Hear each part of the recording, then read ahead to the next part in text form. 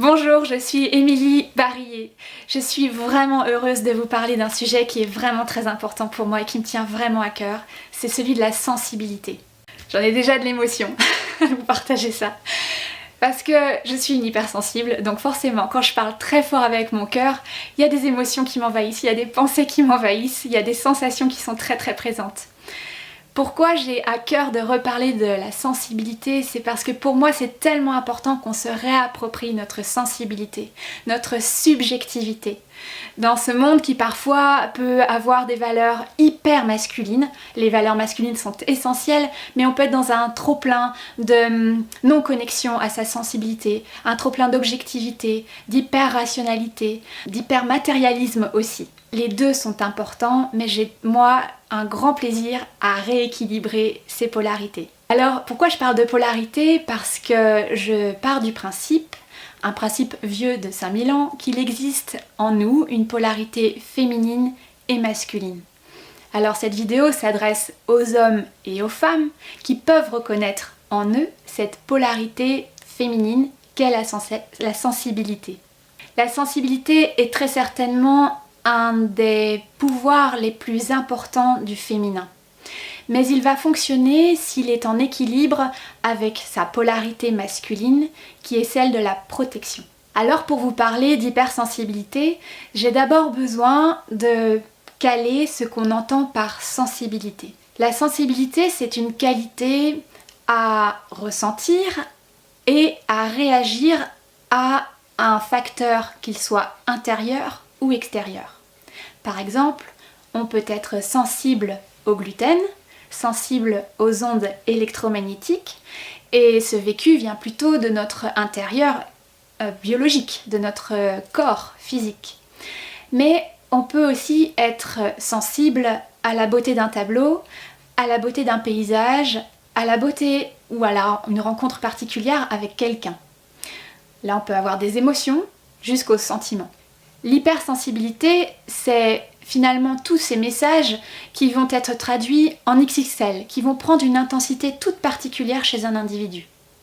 Il y a une forte réaction aux stimulations extérieures et aux stimulations intérieures. Cette espèce d'orage émotionnel, sensationnel au sens sensitif du terme, peut parfois déstabiliser puisqu'on est bouleversé, on est pris en passion, on est pris en intensité par rapport à notre vécu et on peut parfois se perdre, se sentir en décalage par rapport à la norme. De ce fait, par besoin ou désir de s'adapter à notre environnement, il est possible qu'on en vienne à se couper de ces sensations ou bien à se retirer du monde.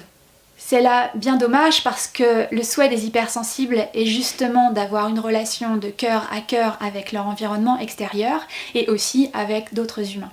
Alors, il devient presque un handicap d'avoir cette hypersensibilité et on peut vivre la relation avec l'autre comme si elle était épuisante, au contraire de nous nourrir. Alors il est vraiment important pour les hypersensibles d'apprendre à se réapproprier leur territoire, qu'il soit un territoire de pensée, un territoire d'émotion, un territoire de sensation et parfois même un territoire identitaire biologique. J'ai envie de vous parler d'un sujet plus particulier qui est celui des chevaux, puisque je suis praticienne en psychologie. Je me base sur l'approche FEMA à laquelle j'ai été formée et également à la spirale dynamique d'évolution à laquelle j'ai été formée par le service Atlantique. J'ai eu d'autres formations, mais ces deux-là sont peut-être celles qui me permettent le plus d'être précise sur l'accompagnement de l'hypersensibilité. Et moi, qui suis une hypersensible, j'ai voulu vraiment faire de mon hypersensibilité une force, du moins ça a été un cadeau merveilleux quand j'ai compris que grâce à cette hypersensibilité, je pouvais réaliser mon rêve. J'ai même de l'émotion qui me vient, parce que je suis touchée par ce cadeau, ce don que j'ai eu d'être hypersensible. Ça a été un long handicap pour moi, j'ai dû même changer de métier. J'ai dû revisiter toute ma vie, mais je l'ai mise au service de mon rêve. Et mon rêve, c'était de communiquer avec les animaux. C'est comme ça que je peux entrer en interaction intime avec le monde animal, et en particulier avec les chevaux. Les chevaux sont des hypersensibles par excellence. Et j'ai été vraiment inspirée lorsque j'ai compris que ils sont au répertoire de la biologie traditionnelle, et je fais un grand raccourci, ils sont assimilés à des proies, mais pourtant ils sont plus anciens que les humains sur Terre. Et c'est grâce à cette hypersensibilité qu'ils ont pu installer de la survie, mais aussi de la vie, et en pouvant s'adapter à leur environnement et à toute situation. Pour être très concrète, il est tellement plus intéressant de deviner la présence d'un loup à 2 km qu'à 2 mètres. C'est cette hypersensibilité que les chevaux vont avoir, qu'elle soit sensitive, c'est-à-dire qu'un cheval est capable de sentir la présence d'un loup comme s'il était à 2 mètres alors qu'il est à 2 km. Ils peuvent aussi sentir, pour certains, parce que c'est là aussi, pour moi je fais un parallèle avec le monde humain, c'est que chacun va avoir ses compétences particulières dans l'hypersensibilité. Je vous parle ici de généralité, mais ce qui m'intéresse c'est l'hypersensibilité de chacun avec ses atouts propres. Et un cheval peut avoir effectivement une sensibilité à ressentir un loup à 2 km, mais un autre cheval peut avoir lui la compétence de flairer les cours d'eau, de sentir là où on va pouvoir les boire quand il fait sec, ou un autre être capable de sentir que là on va trouver une bonne herbe ou que la neige arrive. Mais ils peuvent être en capacité d'être dans le soin aussi. Ils ont des capacités internes, ce qui peut être aussi le cas des hypersensibles. J'ai parlé de choses très concrètes, mais on peut avoir aussi des capacités tout à fait particulières, c'est-à-dire avoir des visions internes, d'être en contact avec ses rêves, d'être en contact avec un monde intérieur qui va fournir énormément d'informations.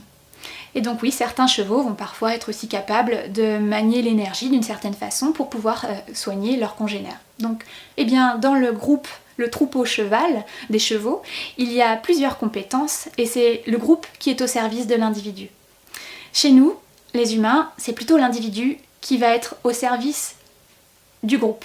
Et donc il est tellement bon pour un hypersensible d'aller sentir, d'aller comprendre, d'aller identifier, de mettre de la clarté dans ses talents d'hypersensible pour pouvoir en faire quelque chose pour autrui. Pour l'hypersensibilité, donc il y a tout un travail de réappropriation de qu'est-ce qui fait que je suis dans le ressenti qui m'appartient et qui ne m'appartient pas. Il vous est peut-être déjà arrivé d'être envahi par l'émotion de quelqu'un d'autre, ou de vous sentir triste alors qu'a priori vous étiez dans une bonne journée, tout est ok, et vous sentez comme envahi par quelque chose qui est bizarre, sur lequel on ne peut pas mettre forcément de sens ou de logique. Bien là, pour les hypersensibles, l'intérêt ça va être de comprendre qu'on peut s'ouvrir à la réceptivité, mais aussi on peut se fermer à cette réceptivité pour que cette réceptivité, cette sensibilité soit active sur demande et pas dans un flot continuel d'informations qui devient un handicap social ou qui devient un handicap pour soi-même. Autre exemple, on peut être hypersensible et être dans un besoin en effet de se couper du monde, de s'isoler, d'être dans sa bulle chez soi et de pas forcément bien vivre cette situation de solitude qui devient presque un excès et qui nous conduit à être solitaire alors qu'on a envie d'être en lien. Donc là aussi, il y a vraiment des outils qui nous permettent de développer de l'assertivité et de développer une capacité à mettre un curseur choisi, déterminé dans la relation. C'est-à-dire, ça je veux bien le recevoir de toi et je veux bien te donner ça de moi, mais ça c'est non, et ça c'est oui. Vraiment être capable d'identifier, et c'est une pédagogie de communication à mettre en place entre soi et soi en premier lieu, puisqu'on ressent des choses, donc il faut bien pouvoir être capable de décoder ce qu'on reçoit à l'intérieur de soi, pour ensuite pouvoir de façon plus explicite le partager avec l'autre dans la limite de ce qui est juste pour nous et de ce qui correspond à nos besoins. Alors vous l'aurez compris, on peut être hypersensible sans que ce soit grave, donc on peut penser trop, avoir trop d'émotions, avoir trop de sensations, être hyper susceptible, mais en fait être en paix avec soi-même et en faire quelque chose. Alors pour ça, je propose des ateliers, des stages, parfois avec les animaux ou seulement avec les humains, pour pouvoir faire de notre hypersensibilité une force, avec nous-mêmes, de façon individuelle ou en collectif. Les contacts sont dans le descriptif de cette vidéo, n'hésitez pas à me contacter pour toute question, je serai vraiment heureuse de pouvoir contribuer à votre accueil de l'hypersensibilité, à vous, mais peut-être à un collectif plus large, alors vraiment n'hésitez pas à partager cette vidéo. Et puis à bientôt.